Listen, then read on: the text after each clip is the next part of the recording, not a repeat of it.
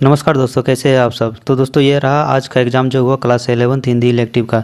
तो आप लोग 40 में से कितना बनाकर सही आए, तो आइए मिला लेते हैं इसे। 1 से लेकर 4 तक जो क्वेश्चन दिया है गधांश से, तो आइए मिलाते हैं। पहला क्वेश्चन है, भारतीय संस्कृति की सबसे बड़ी विशेषता क्या है। तो भारतीय संस्कृति की सबसे बड़ी विशेषता है एकता में अनेकता। तो इस क्वेश्चन का राइट आंसर हो जाएगा डी। अगला क्वेश्चन है, भारत की संस्कृति कैसी है। तो भारत की संस्कृति सामासिक है। तो इस क्वेश्चन का राइट आंसर हो जाएगा ये। अगला क्वेश्चन है, भारतीय संस्कृति में किसका मिश्रण है। तो भारतीय संस्कृति में यानी कि आध्यात्मिक और भौतिक दोनों का मिश्रण है। तो इस क्वेश्चन का राइट आंसर हो जाएगा ये। अगला क्वेश्चन है, इस गद्यांश का उपयुक्त शीर्षक है। तो इस गद्यांश का उपयुक्त शीर्षक कौन हो सकता है, यानी कि भारतीय की संस्कृति, भारतीय संस्कृति। इस क्वेश्चन का राइट आंसर हो जाएगा ये। अगला क्वेश्चन पद्यांश से है कि निज रक्षा की अधिकारी किसको होना चाहिए। तो किसको होना चाहिए, यानी जन जन को। तो इस क्वेश्चन का राइट आंसर हो जाएगा ये। अगला क्वेश्चन है, जन के सम्मुख धन क्या है। तो जन के सम्मुख धन तुच्छ है। तो इस क्वेश्चन का राइट आंसर हो जाएगा सी। अगला क्वेश्चन है, सुख शांति के लिए क्या जरूरी है। तो सुख शांति के लिए क्रांति जरूरी है। तो इस क्वेश्चन का राइट आंसर हो जाएगा बी। अगला क्वेश्चन है, भयभीत लोगों को क्या मिलना चाहिए। तो भयभीत लोगों को अभय मिलना चाहिए। तो इस क्वेश्चन का राइट आंसर हो जाएगा बी। क्वेश्चन नंबर 9, आलेख लेख की भाषा कैसी होनी चाहिए। आलेख और लेख की भाषा सरल, सरस और सुगम होने चाहिए। तो इस क्वेश्चन का राइट आंसर हो जाएगा डी। अगला क्वेश्चन है, निम्नलिखित में से कौन सा फीचर लेखन का चरण नहीं है। तो इस क्वेश्चन का राइट आंसर हो जाएगा बी, यानी कि चरमोत्कर्ष। अगला क्वेश्चन है, संपादक को उसके विविध कार्यों में कौन सहायता पहुंचाता है। तो कौन पहुंचाता है, संयुक्त संपादक पहुंचाता है। तो इस क्वेश्चन का राइट आंसर हो जाएगा डी।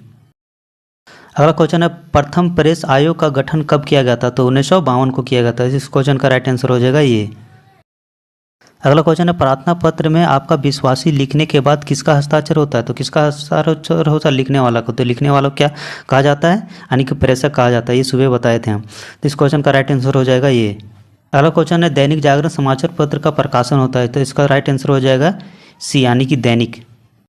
क्वेश्चन नंबर 15, मासिक पत्रिका कितने दिनों के अंतराल में प्रकाशित होती है। तो मासिक यानी कि 30 दिन। तो इसका राइट आंसर हो जाएगा बी, यानी कि 30 दिन।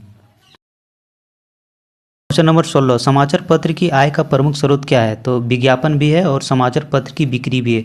तो इस क्वेश्चन का राइट आंसर हो जाएगा सी, यानी कि ये और बी। अगला क्वेश्चन है, सूचनाओं का संकलन कर संपादक तक पहुंचाने की जिम्मेवारी किसकी होती है। तो रिपोर्टर की होती है। सुबह बताए थे। इस क्वेश्चन का राइट आंसर हो जाएगा सी, यानी कि पत्रकार। अगला क्वेश्चन है, एक संपादक में कौन से गुण होना चाहिए। तो एक संपादक में कौन सा गुण होना चाहिए, यानी कि निपुणता भी होना चाहिए, मेधा भी होना चाहिए और अभिप्रेरण भी होना चाहिए। तो इस क्वेश्चन का राइट आंसर हो जाएगा डी, यानी कि इनमें से सभी। मनुष्य दिन दिन तक बढ़ते जाते हैं, यह किससे पता चलता है। तो किससे पता चलता है, इसका राइट आंसर हो जाएगा सी, यानी कि मर्दुम शुमारी से। अगला क्वेश्चन, इस पाठ के लेखक कौन है। तो इस पाठ के लेखक है भारतेंदु हरिश्चंद्र, यानी कि इसका राइट आंसर हो जाएगा सी।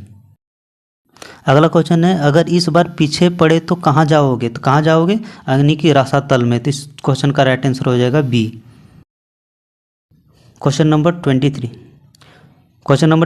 कहाँ के बनियों से बनना चाहता है। तो इसका राइट आंसर हो जाएगा ये, यानी कि शहरी।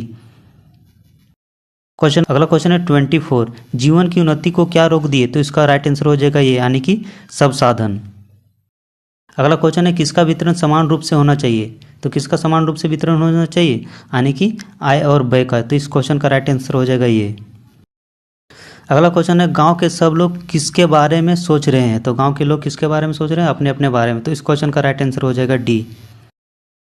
अगला क्वेश्चन है, मानसरोवर के कुल कितने भाग है। तो मानसरोवर के टोटल 8 भाग है। तो इस क्वेश्चन का राइट आंसर हो जाएगा 8।